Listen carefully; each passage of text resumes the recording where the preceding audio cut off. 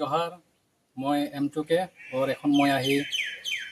नया जगह में तनिके देखाबे मैं आई जा ये लगे टीबेल और इधर टीबेल तक खराब हो जाए रे दिया है हमने के पानी टैंकी और मैं आही এখন हमने के गांव के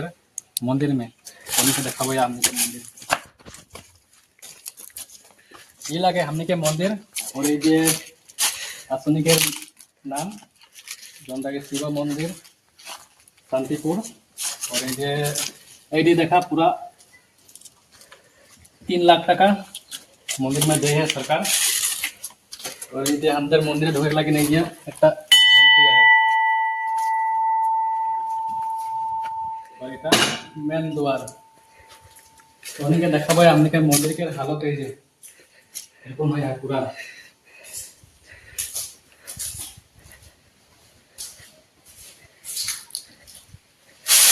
हमने के मंदिर का हालत बिल्कुल और ये हमने के मणि को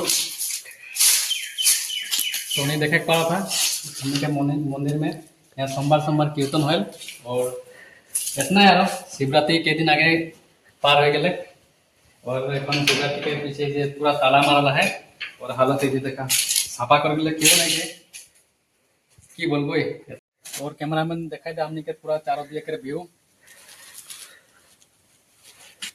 पूरा मस्त है और लोग पाबो एक नया जगह में नया ब्लॉग में